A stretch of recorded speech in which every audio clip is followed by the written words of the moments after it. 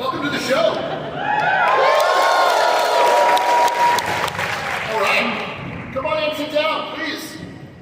All right, so we're gonna do quick intros.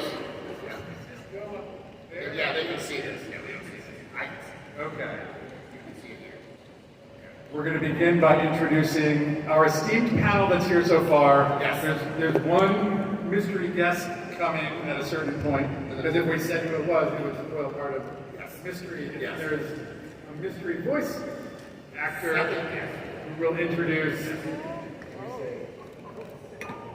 We'll tell you about that later. All right. But let's get started with introductions. I'm Aaron Ehaz. I'm one of the co-creators of The Dragon Prince. I'm Justin Richmond. I'm the other co-creator of The Dragon Prince. I'm Sena. I'm the voice of Cal. I'm Dante Basco, and I'm new to the team.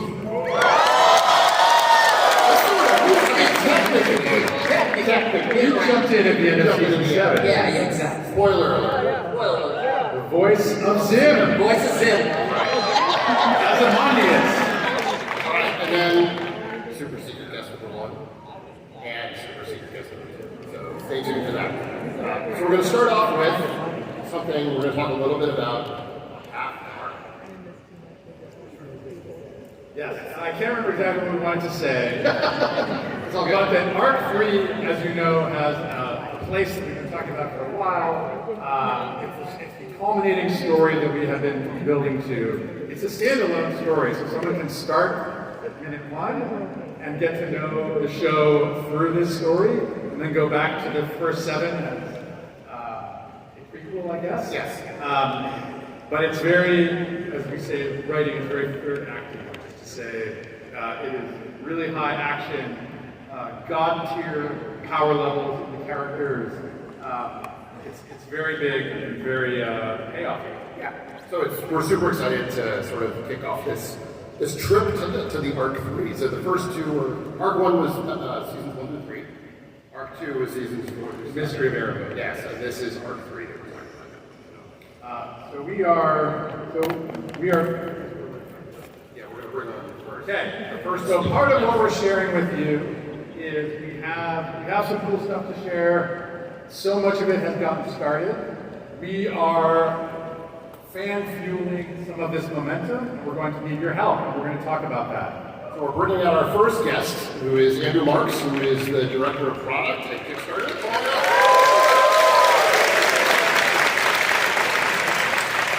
He's going to put up his name tag. Hi everyone, how are we doing? All right. Cool. So we met Andrew through, I can't remember how we met. But Andrew's an awesome guy at Kickstarter. He's the head of product. He does all kinds of cool stuff. And we realized that Kickstarter was the absolute perfect partner for us for a bunch of reasons that are basically around control, right? Like being able to do this the way we want with the fans and all that kind of stuff. So I want to talk a little bit about why Kickstarter is awesome and why we want to work together. Absolutely. Well, I think one of the most brilliant things, and I look out at this room and I just see a community who wants to participate, who wants to build and collaborate with the storytellers and the amazing storytellers on the stage. And I think one of the things that we're most proud about Kickstarter is that we actually allow fans and this community to build together, and especially in one of the things that's amazing about this story and the way that it's been told is that it's independently owned, and actually this team gets to decide everything about the story and do that in the service of the amazing community in this room. And I think that Kickstarter is the perfect vehicle for us to do that collaboratively, and also to reward those fans, everyone in this room who's been there since the very beginning, who really made this story and this series what it is, to be a part of that for where it goes next. And I couldn't be more proud to represent Kickstarter and actually to represent in many ways the community in front of us and into what comes next in this story. Cool. I will say that, and truly, those of you who have been on this journey with us throughout know that it has always been fan-fueled and community-fueled. Justin and I sometimes talk about the idea that a lot of media, they talk about how many eyeballs are they getting, and this show has always gotten more than eyeballs. We've gotten hearts, we've gotten people who care about it and stay connected to it. And that's not only reflected in the feelings and the way we talk about the show together and the way people do art and cosplay and all these things online, But it actually is reflected in the numbers. So very early on, Netflix was telling us that it was not just about the size of the audience, it was the number of them finishing each season, going to the next season, pushing through, giving feedback. People are energized and engaged. So it's always been a fan-fueled phenomenon, and now even more so. Yeah, that's right. And we're super excited to be working with Kickstarter. The connection between creative and fandom is never been tighter, and this is even better than any other kind of relationship, in the sense that it will be a lot more connected to what the fans are looking at, what they're excited about, and all that kind of stuff. And we feel really blessed to be able to work with you guys. So super excited. Let's start revealing some things. Yes, let's reveal some things. Okay. So Dante is going to reveal the name. The name? A good idea for a name? The name. The title of Arc 3. This is your honor and responsibility to... Ozymandias? Is that a great name? Yeah, so far. Go, click. Click. The last Archdragon. Just a little derivative, Dante. The last A little referential. I feel like I've seen it. I think simpler, cleaner, the Dragon King. Yes.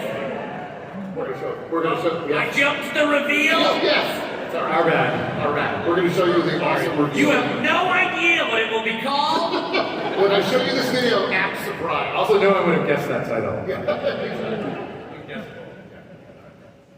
on. Let me go to play video. This is I don't know what we're calling it. It's like a mini teaser.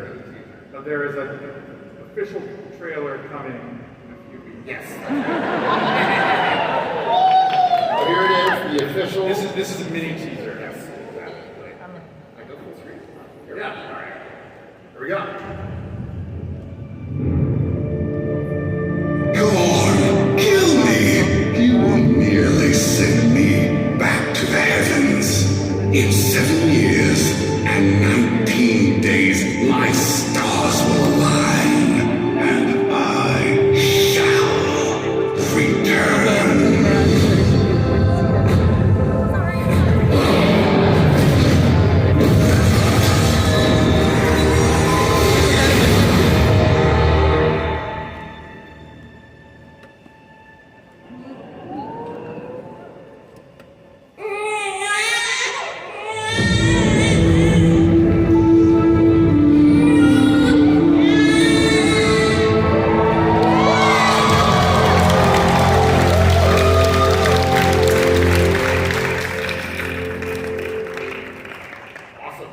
I can see how that's better. I can see how that's better. I can see how that works more.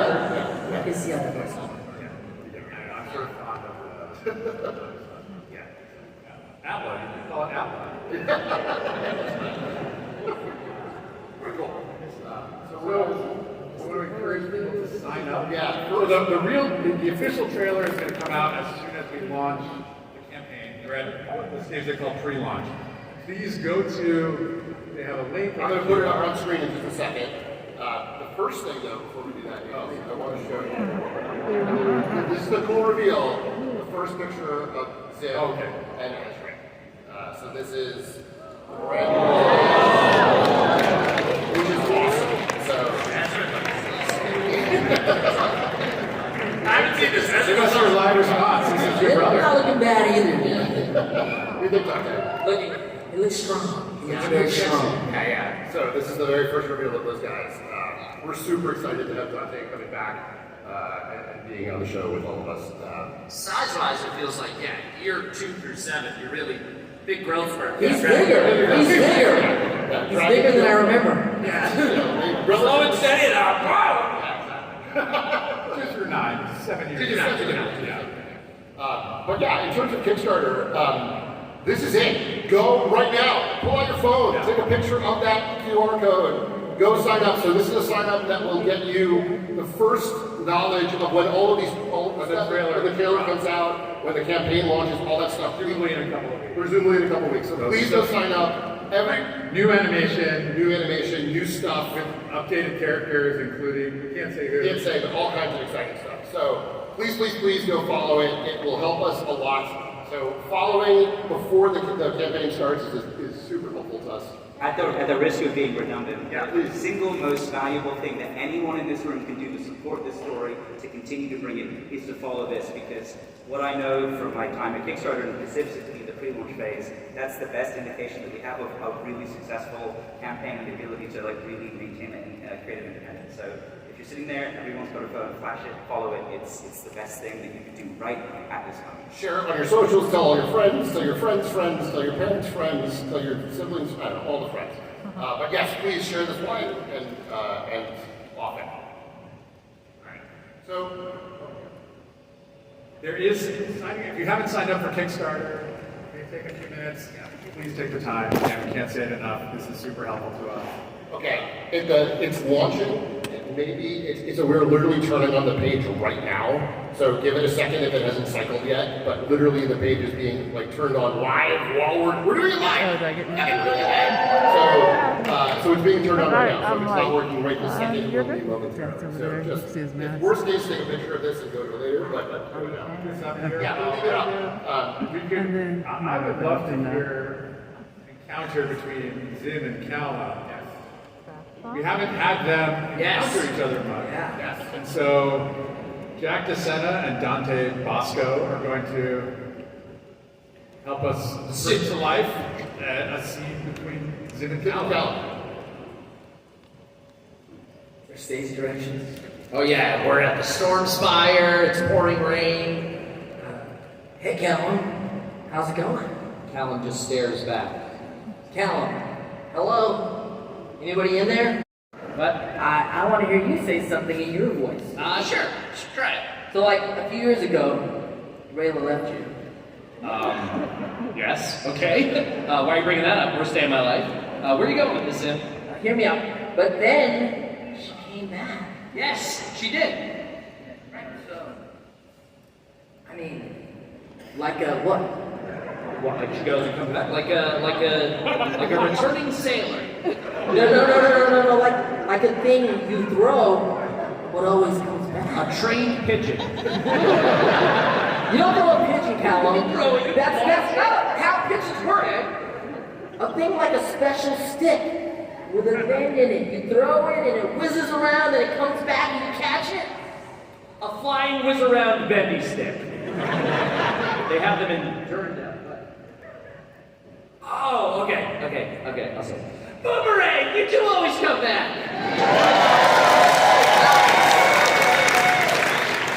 Okay, I have one more, easy one. Let's do it. Okay, so a cat says meow, and then what is it that a dog says?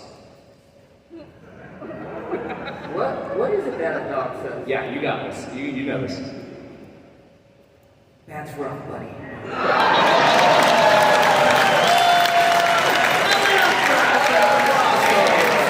It's so exciting to be back with you guys. Good to be back with Dante. And Aaron. Yes. Can I reveal I was the one who said, let's get Dante? Yeah. when you told me Zim was going to finally speak, I was like, come on, let's get the guy. It's great. It's great. I argued with you for like 45 minutes. Yeah, it was a real down. You were like, Liam Neeson. I said, Dante Basco.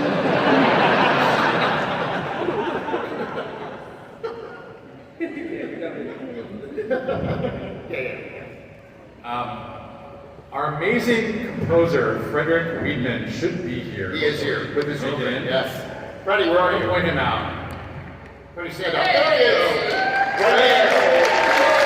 Is one of the greatest storytellers we have the privilege of working with. So much of the story of the Dragon Prince and now the Dragon King is told through the incredible dramatic and emotional music that Freddie brings to this story. And he has already started preparing. We want to introduce you to the Dragon King by playing a mini suite of Dragon King music. Yeah. And thank Freddie for that. And Yeah, so listen, while you're listening, we're going to have a thing on screen that you can sign up for if you want to. So, but no, this is amazing music, so hold on, I'm going to play it right now. And here we go. about 2 minutes.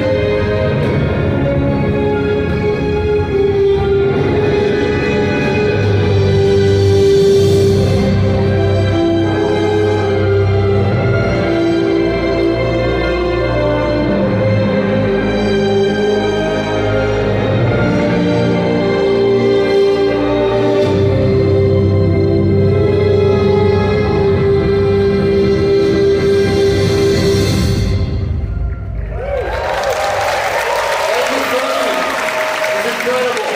Listen to all of his stuff. He's amazing. He works on all kinds of cool stuff. Look up Frederick Weedman. He's incredible. Awesome.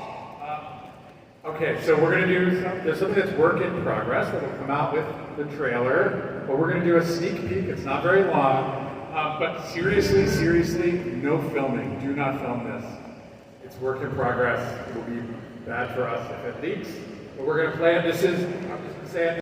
One more reveal. Yes. And then we're going to go to some Q&A. Yeah. One of the things that we've been saying is exciting about this next chapter is we're bringing new talent, bringing, I don't want to say old talent, but Super ancient talent. but there's a tone and kind of a fandom merging that we love about this, which is folks from Dragon Prince and Avatar, and there's another fandom that we love and a show that we love, and we've been very lucky to be friendly. We can't say anything official, but we have an awesome new cast member in Dragon King, and we'd like to introduce them. Yes. They're literally in another panel. They're at a panel right now, otherwise they would be here with us.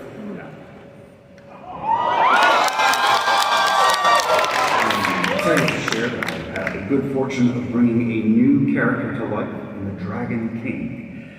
They told me not to talk too much about character, but my guy is charming, maybe too charming. He's been wronged, but he wants to set things right. And, well, no, I said too much. Just wait. You'll see. But what I can tell you is the Dragon King is an incredible, epic story in the making from the creators of the Dragon Prince. And I am hyped for it. This is some goddess ripper Roman shit. So, don't forget to sign up to support and be notified the moment the first trailer of the Dragon King is released in a few weeks. And one more thing, I don't know, maybe I shouldn't. I am the Dragon King.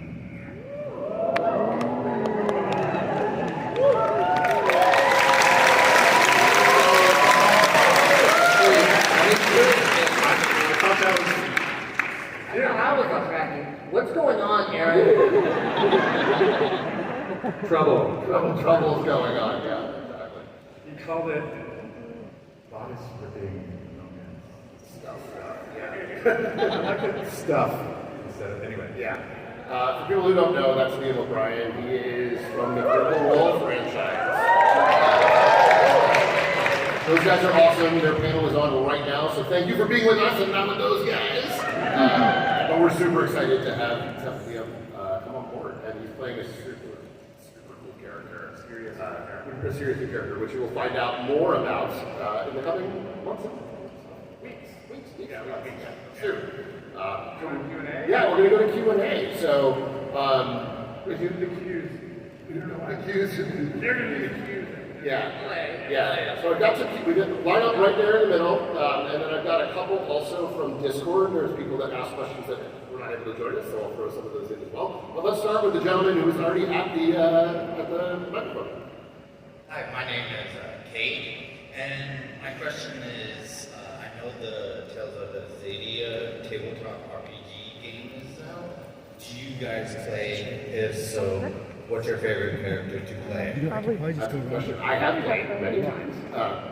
Tales of Zadia is a tabletop RPG using the Cortex Prime system. Everybody should check it out. It's awesome. It has a beautiful, amazing book full of all kinds of Dragon Prince lore if you haven't seen it. My favorite kind of character to play is, I generally play elves.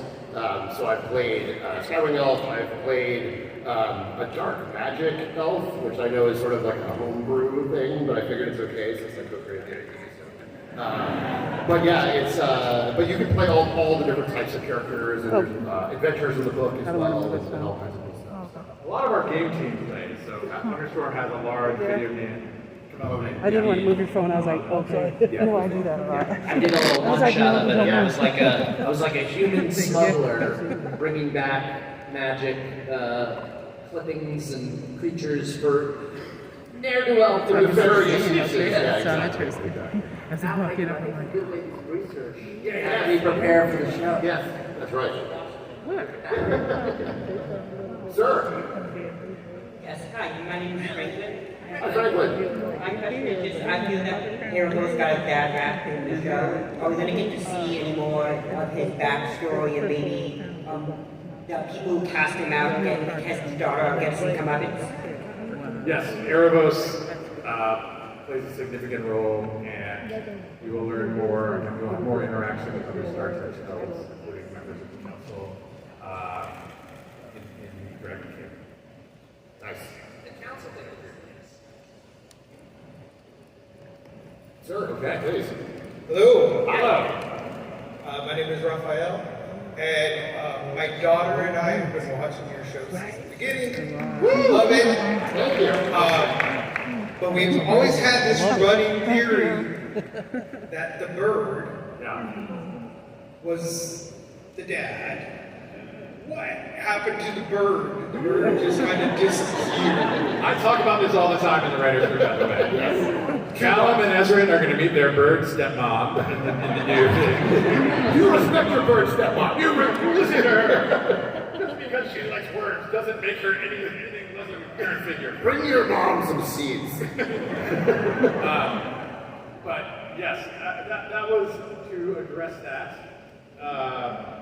Harrow was killed, which I think was a question that was asked at some point. It was a very difficult thing because we didn't want people to spend all their time speculating about that, but there is an important role for Harrow in the Dragon King. Yes.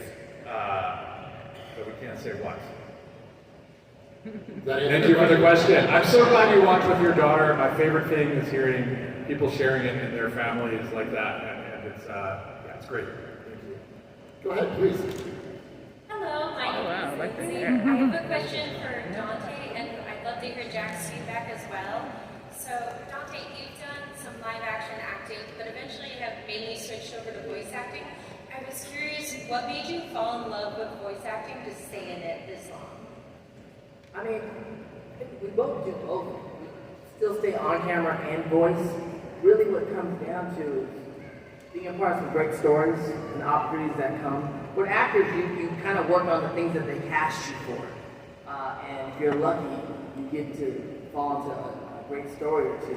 They're very fortunate in life, but it really comes down to the story. Yeah.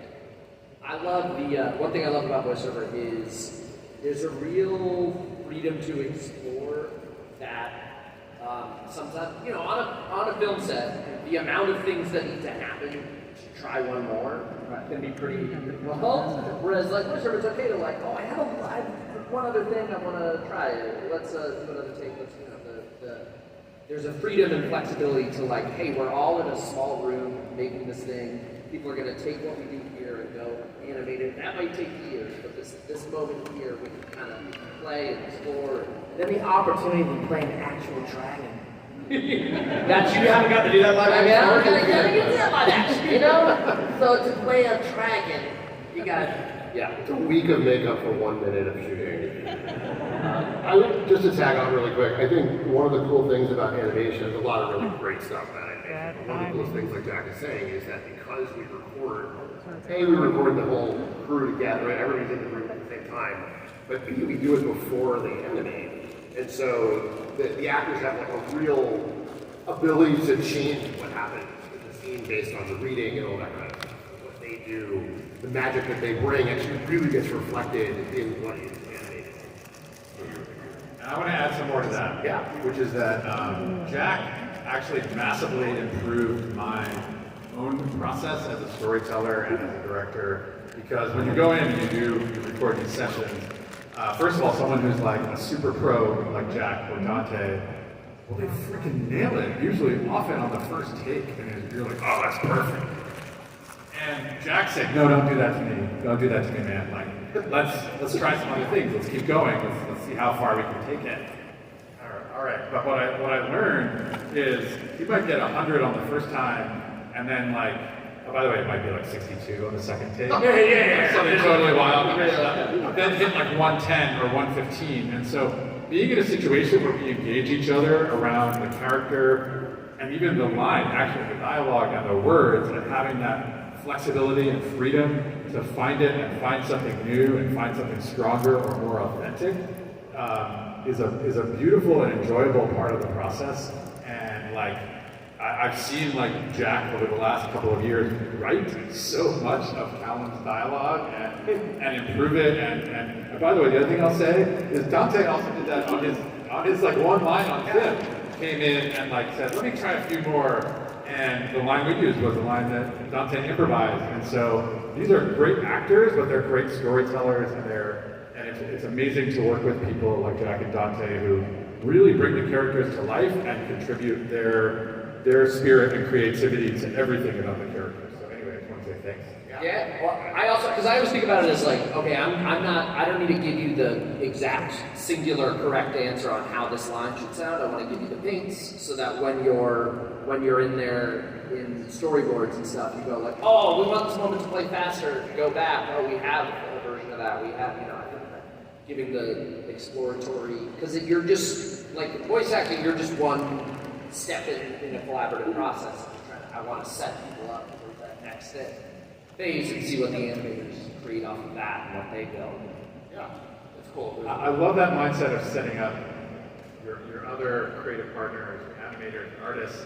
So much of an animated series is respecting and understanding the talent and capability of all the people on the team who are building things and recognizing you're bringing your part, but what you're trying to do is invite them and empower them to do their best work.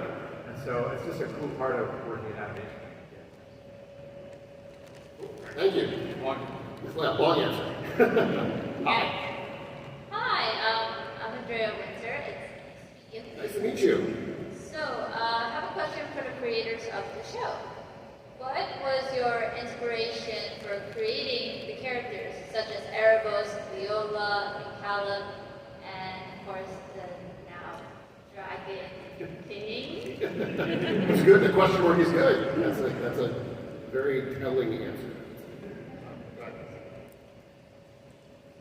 Some of Erebos came from having worked with Eric Todd Dellums as the face stealer on Avatar, and then working with him again on worked on League of Legends. We brought him in to do one of the characters there, and wanting to find an awesome, mysterious, godly, vulnerable character for him to play. So we knew that there was going to be this kind of deep, old layer of intrigue and mystery and villainy, or not villainy, but complicated, you know, whatever. And that's kind of where Erebos started. I think we had the idea of the mirror and the prison and things like that. Inspiration for characters like, I don't know how to answer it. Well, Callum was very early. That was also like, it was like, we were literally like, Jack. Yeah, can we get Jack? And we were like, let's write this and hope to God that Jack shows up. Thanks! Yeah, man. I'm glad I did. Yeah, so we wrote it specifically for Jack, but the idea of Callum originally was, step rights, where that came from. It's like, what is the dynamic of someone who is in this royal family, but they're the step rights, they're not the right heir. How do you play with that? And we knew Jack would welcome stuff like this. Yeah. But broadly too, again, so much inspiration comes with like you bring a starting point, and you hope that the actor and the concept artist and other people in the process help you add all the dimension of it becoming a character that lives outside of you. So it's off the page and is something that a lot of people created and discovered together. Yeah, C.G. Chrysler, Gleb Thomas did the original designs for some of these characters, and Hannah Hopper, and Dorothy Yang, and Pete D'Souza, and all these different people helped us out making these things. And they definitely put their stamp on it, and so it's that combination of the whole great team. Let's go to the next question. Thank you. Thank you so much. Hi, my name is Josie, and I just want to say congratulations on this amazing run so far. Thank you. Nice to see you again. Nice to see you again. Hi. I just wanted to know, what are your emotions having gone through this part of the arc? And it feels like your dream has finally come through all the blood, sweat, and tears for the creators and cast. What are you feeling now? Who's the question? For all of us? Yeah.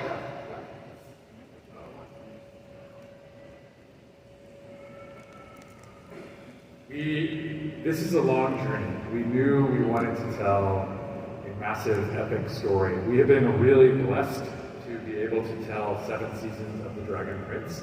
And this part of the story is something that we have been aiming towards and building towards. And the realities of kind of production budgets and timing and things like that cause you to structure things in a way that we structure things. So we are excited and hopeful and nervous, but this is the culmination and the crazy part. So I'm excited and nervous. Yeah, I'm excited and nervous. I think the franchise is growing up with our fans and with us, and so things that are important now to us are different than the things that we started 10 years ago, and so it's exciting to be able to continue forward. And I love this new era we're coming into where things are going to be different. The same but different, which is really exciting. I have a question for you, Al. Yes. Is there stuff in what will become Dragon King that has been there since? Like, are there endpoints that you know? Yes. Writing? I think we know the last minute. Okay. And when did that? We don't know every minute. Right. But the last minute is something we've been talking about since at least since the first time we had Saul Rega. Okay. 5 minutes. Since the first minute. Okay. But for Bob Miller out there, Saul Rega, there will be more on the great Saul Rega as we Thank you. proceed into the Dragon King. Really quick, I want to actually. It's exciting for me to join the team. I did a little piece of the last one, so as it's going on, there's a feeling of definitely reuniting Jack and Aaron. But also, as an independent filmmaker myself, just hearing the story and seeing the community, how it came together in this independent spirit is very exciting to me.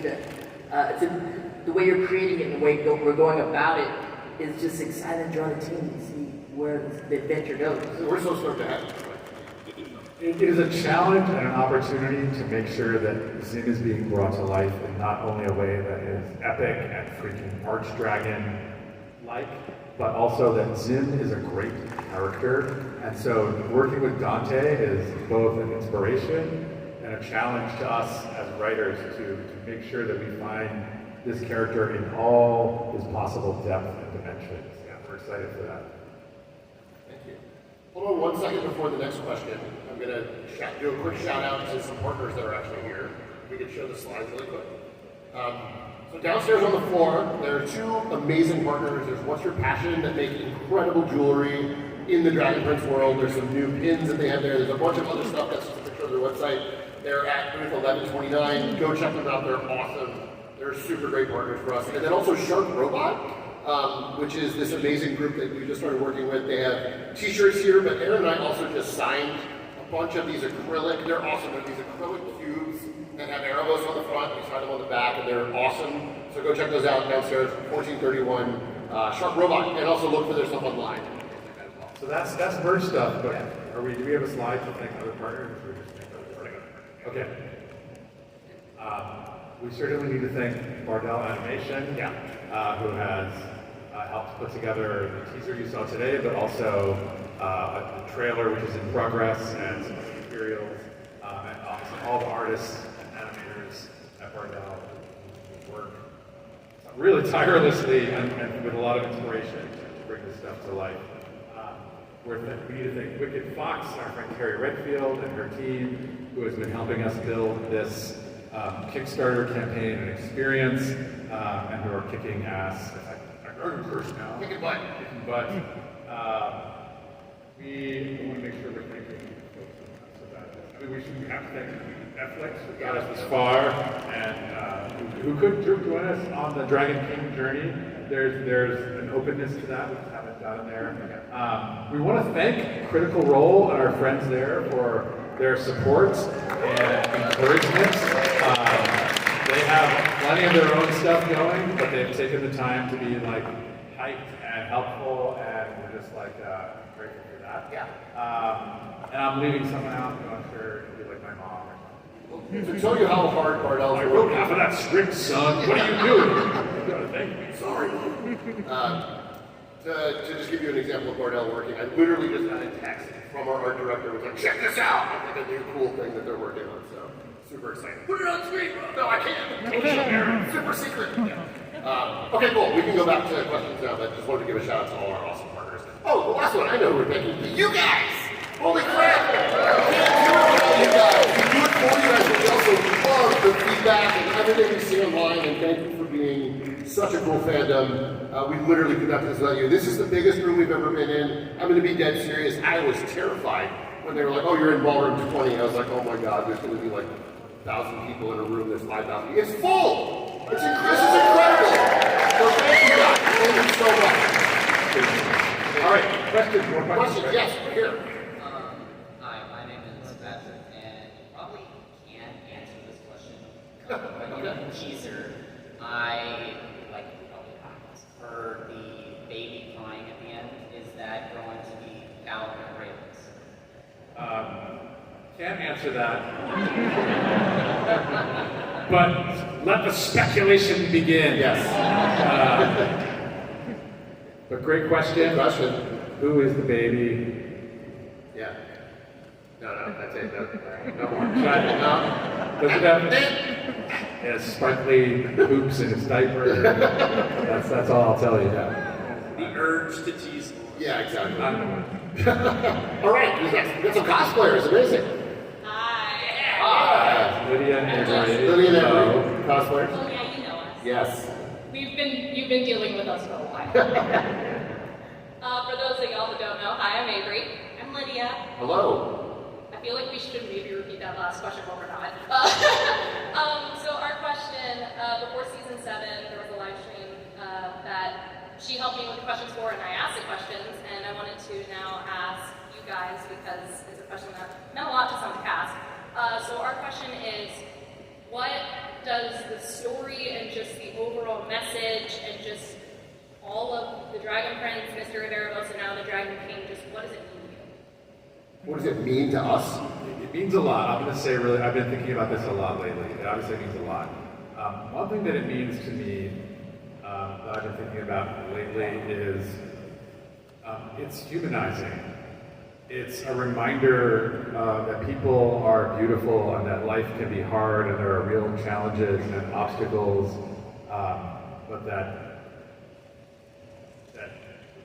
friendship and love and relationships can help us get through those things. And I don't know, I want to say it's humanizing because we live in a world where so much of politics and strife, polarization is dehumanizing. We live in a world where, here comes AI. Well, as long as we're focused on humanity and what makes us vulnerable and unique and different from one another, and that's rich and wonderful and strong, I think that's powerful. So to me, on a really deep level, recognizing the power and beauty of humanity in all its diversity and range is what this is about on a very deep level. I mean, I don't know. Things are hard, but have hope also. Go ahead. I'm not going to go that heavy, although I do feel a certain way. But to me, being able to work on a franchise where we've really been given the ability to do what we want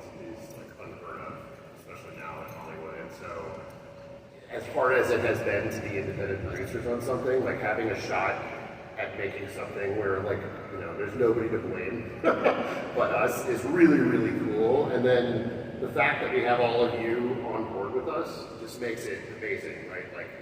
When things are really tough, oftentimes I'm but thousands and thousands of people love this show and they love what we're doing. And so that is really heartening, and it's really exciting to have all of you on board. And I think that's a gift that you just don't get that often. And on top of that, last quick thing, having the ability to work with an amazing creative crew day in and day out is just such a blessing. Being able to have these guys on board who bring so much to the characters, the artists, the animator, everybody really, really cares about this show, and it really shows on screen. And that's so rare that we get a chance to do that. So I love it. Yeah, for me mostly it's just dragons are cool. No, I think that for me a big part of it was signing up at the beginning. I'd worked with Aaron before, and I knew that wherever this character started, I would be in for like a beautiful arc, genuine exploration of the character that I would be challenged as an actor, that we would evolve, that it would go places. And I think the story we've told so far already contains so much beautiful stuff, and I'm excited to see where else we go. For me, it's all new, so it's a new adventure that I get to go on, and we've done some magical things together in the past, so I look forward to some magical things in the future, but also being a part of this new community. I mean, I'm excited. Thank you. Good to see you guys.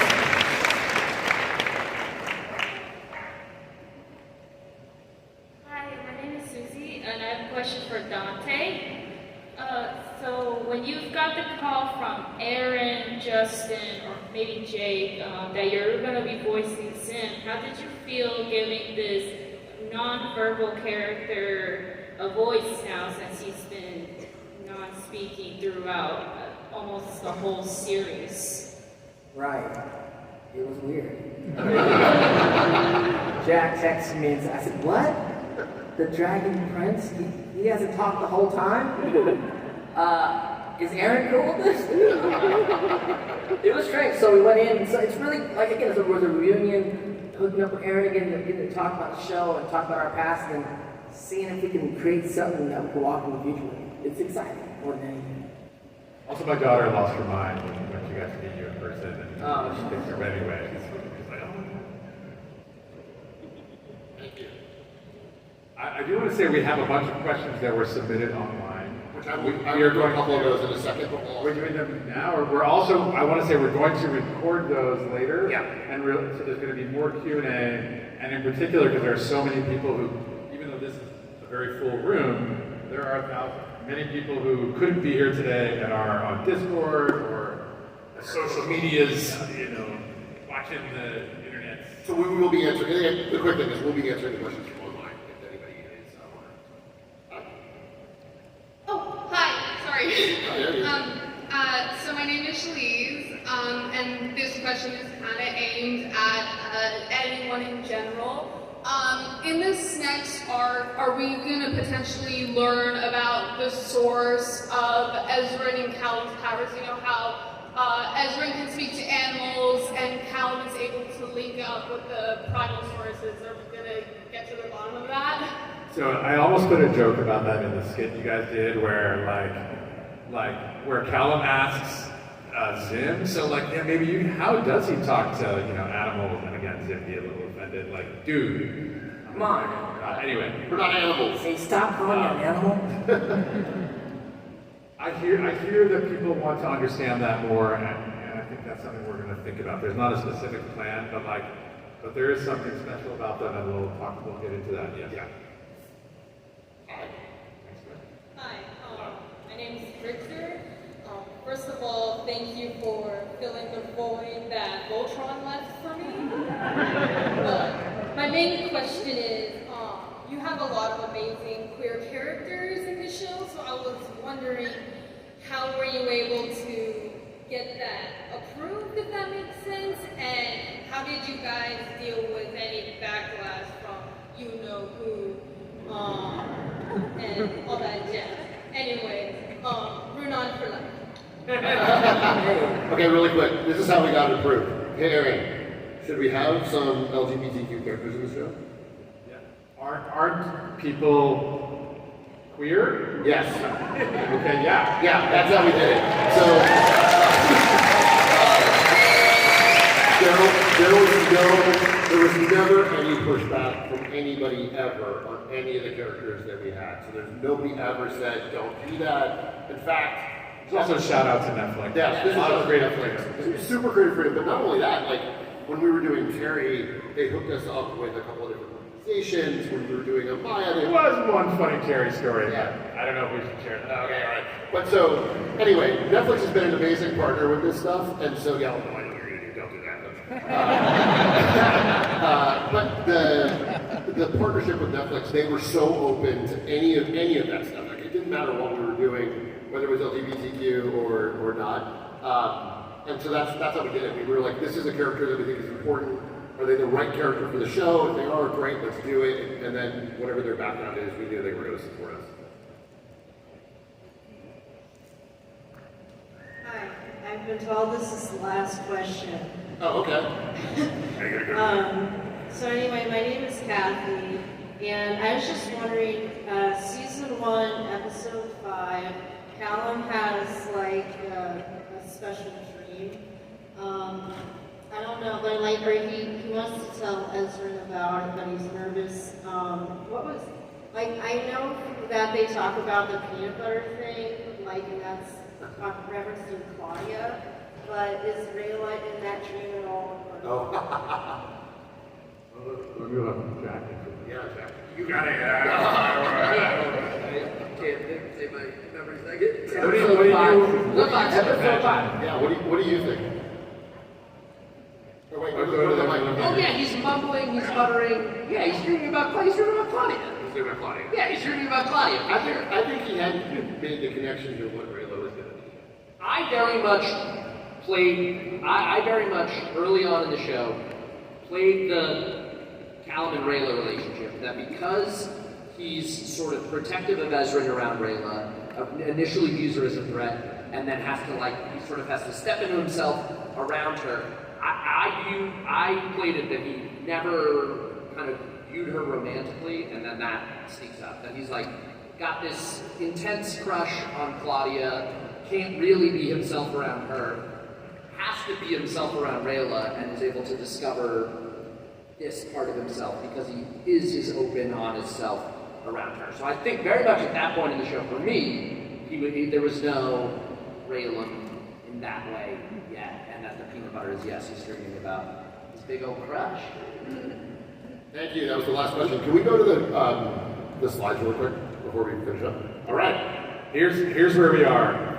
We have a story and an amazing team. We've been able to get started on many wonderful concepts and a lot of the art. We've gotten movement. We have initial conversations with a couple of big partners who can help us bring this to life.